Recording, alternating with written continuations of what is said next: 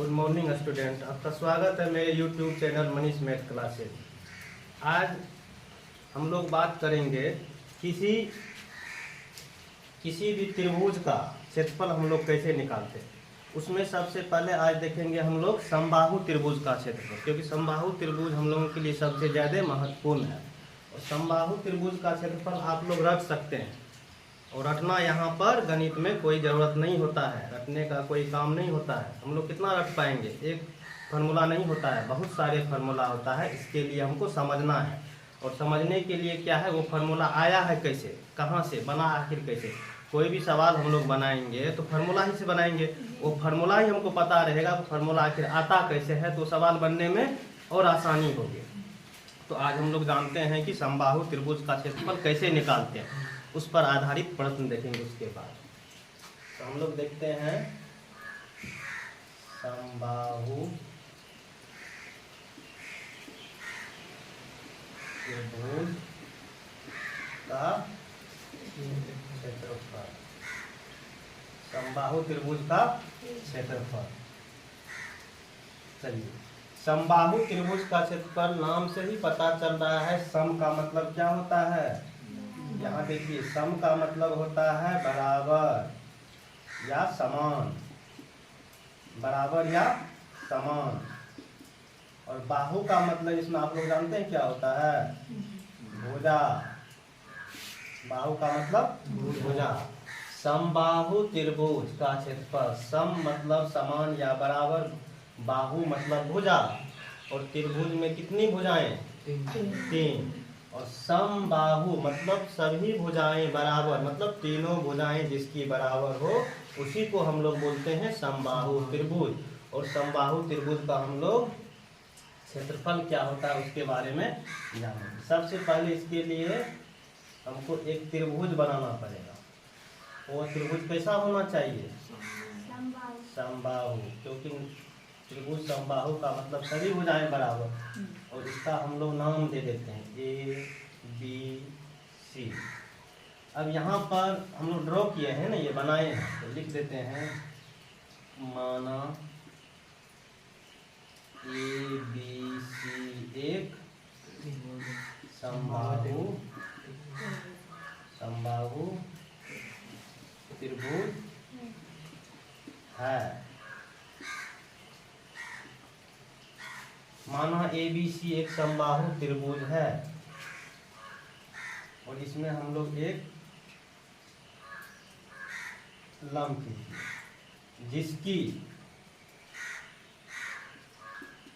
जिसकी प्रत्येक भुजा कितना है, ए।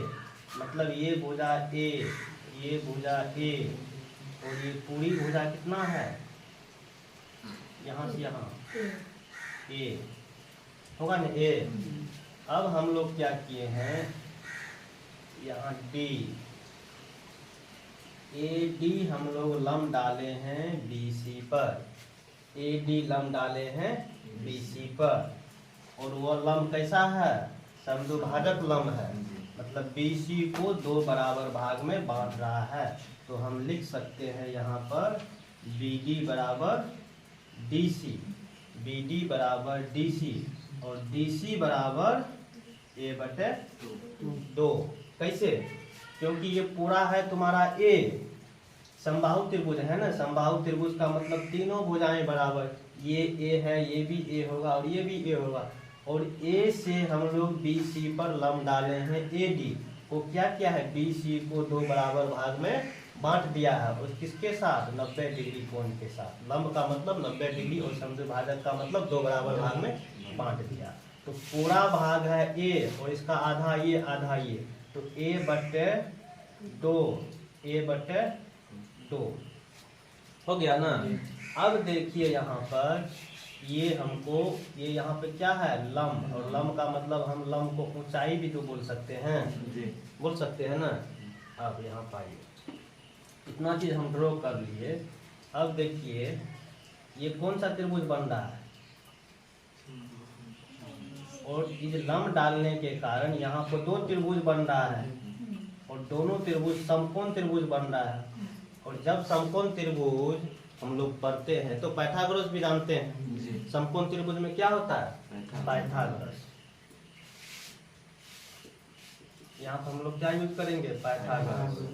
और पाइथागोरस क्या होता है? कर्ण स्क्वायर बराबर लंब स्क्वायर जोड़ कर्ण स्क्वायर बराबर लंब स्क्वायर जोड़ आधार स्क्वायर। कर्ण स्क्वायर बराबर लंब स्क्वायर जोड़ आधार स्क्वायर। कर्ण के जगह पे ए तो ए का स्क्वायर, लंब मतलब एच का स्क्वायर, जोड़ ए बटे 2 का स्क्वायर। चलिए ए स्क्वायर बराबर क्या हो जाएगा? एच स्क्वायर जोड़ ए स्क्वायर बटे 4। एच हम लोग किसको माने हैं? एच हम लोग माने हैं ऊंचाई, या लंब को हम क्या माने हैं? एच। तो हमको यहाँ पर क्या निकालना होगा? एच। तो एच को हम क्या करेंगे? यही रहने देंगे, इसको इधर ले आएंगे। तो एच स्क्वायर बराबर हम लोग क्या करेंगे? ए स्क्वायर घटो ए स्क्वायर बटे 4। अब ए स्क्वायर एच स्क्वायर बराबर होगा, इसका लघुत्तम हो जाएगा 4 ए स्क्वायर घटो ए स्क्वायर होगा ना। अब हम लोग एच स्क्वायर बराबर 4 ए स्क्वायर में से एगो ए स्क्वायर घटेगा कितना होगा? 3 ए स्क्वायर होगा ना, बटे 4। अब इस एच को उधर भेजेंगे तो ये वर्ग क्या बन जाएगा? वर्गमूल, वही रूट बन जाएगा ना। तो 3 ए स्क्वायर बटे 4 पूरे पे क्या आ जाएगा? रूट। अब देखिए आप लोग, 3 एक अभाज्य संख्या है जिसका वर्गमूल नहीं होता है, इसके लिए इसके ऊपर वर्गमूल ही रहेगा। लेकिन ए स्क्वायर का वर्गमूल क्या होगा? और 4 का वर्गमूल क्या होगा? 4 का वर्गमूल क्या होगा? 2। अब देखिए एच हम किसको माने थे? ऊंचाई। और ऊंचाई को हम एच ने किए थे, ऊंचाई बराबर एच बराबर √3a बटे 2। ये नहीं होता है? यही हो गया तुम्हारा ऊंचाई का फार्मूला। अब देखिए यहाँ पर इसका हम लोग क्या निकालेंगे? क्षेत्रफल। अब आप लोग आइए, इसमें देखिए काय को त्रिभुज बन रहा है? 2 को त्रिभुज बन रहा है, फिर एक त्रिभुज इधर बन रहा है। और ये कैसा त्रिभुज बन रहा है? समकोण त्रिभुज। यदि हम एक समकोण त्रिभुज को जो निकाल लेंगे क्षेत्रफल, फिर तो सेम समकोण त्रिभुज बनेगा ना, क्योंकि समबाहु त्रिभुज को 2 बराबर भाग में बांटे हैं। जितना क्षेत्रफल इसका होगा उतना ही क्षेत्रफल इसका होगा, और दोनों का क्षेत्रफल निकाल के जोड़ देंगे तो पूरे समबाहु त्रिभुज का क्षेत्रफल निकल जाएगा। तो हम लोग अभी आते हैं ADC। समकोण त्रिभुज ADC में, समकोण त्रिभुज ADC में, तो समकोण त्रिभुज ADC का क्षेत्रफल। और समकोण त्रिभुज का क्षेत्रफल क्या होता है? 1/2 गुना आधार गुना ऊंचाई, 3 होता है। 1/2 ADC में 1/2 आधार कितना है? a/2। ऊंचाई कितना है? h नहीं होगा? इसको काटेंगे तो कितना निकलेगा?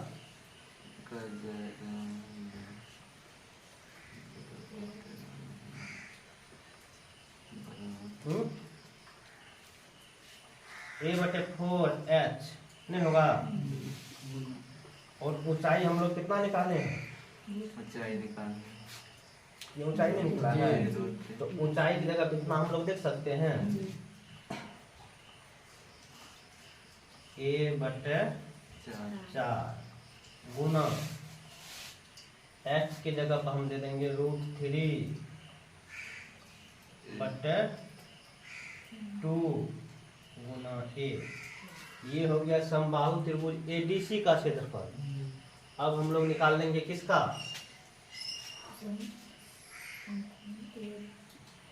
समबाहु समकोण का निकाले हैं ना, अब निकाल लेंगे हम लोग समकोण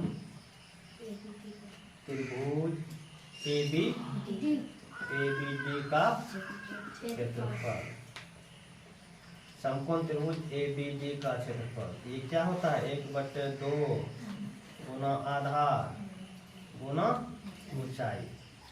1/2 आधार हो गया 1/2 और ऊंचाई क्या हो जाएगा √3/2 गुना A।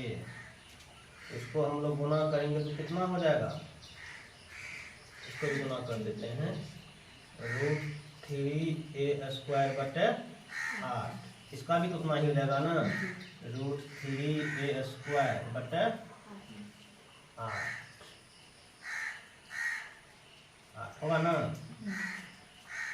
अब इसमें आप लोग ये देखिए ABD और ADC इस दोनों को जोड़ देंगे तो क्या समबाहु त्रिभुज ABC नहीं होगा। क्या हम लोग इसको ये लिख सकते हैं,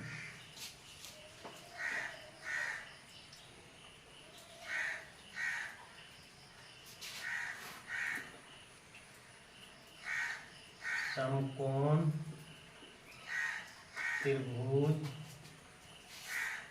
ADC जोड़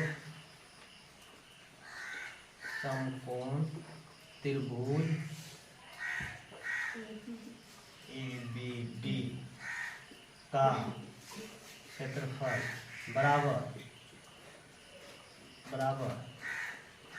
समबाहु त्रिभुज ABC का क्षेत्रफल लिख सकते हैं। जब इस दोनों समकोण त्रिभुज का क्षेत्रफल को जोड़ देंगे तो वही तो समबाहु त्रिभुज पूरा बन जाएगा। तो इसीलिए हम लिख सकते हैं समबाहु त्रिभुज का क्षेत्रफल बराबर इसका जोड़ इसका, मतलब इसका जो क्षेत्रफल निकाले इसका क्षेत्रफल जो निकाले दोनों को जोड़ देंगे। त्रिभुज ADC का क्षेत्रफल हम लोग कितना निकाले हैं, ADC यहाँ पे है ना √3a²/8 जोड़ ABD का क्षेत्रफल कितना निकाले हैं √3a²/8। अब इस दोनों का हम लोग लघुत्तम ले सकते हैं, 8 से 8 कट जाएगा √3a² जोड़ फिर 8 से 8 कट जाएगा, कितना हो जाएगा √3a²। √3a², 2 √3a² होगा, 2 गुना √3a² कटने में कितना है 8, 2 से कितना बार में कटेगा 4 बार, तो क्या आ गया √3/4a² मतलब भुजा स्क्वायर। ये किसका निकल गया है क्षेत्रफल, समबाहु त्रिभुज का क्षेत्रफल। ये हो गया और ये हो गया।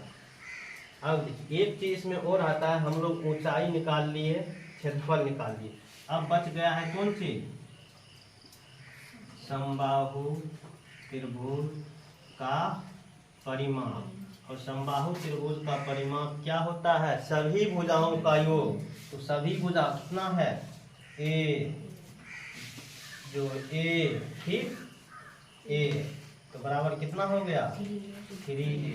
तो समबाहु त्रिभुज का परिमाप कितना हो जाएगा 3A। 3A का मतलब क्या हुआ 3 गुना भुजा। आज हम लोग इस समबाहु त्रिभुज में 3 चीज निकालने के लिए सीख गए हैं, समबाहु त्रिभुज का ऊंचाई, समबाहु त्रिभुज का क्षेत्रफल और समबाहु त्रिभुज का परिमाप।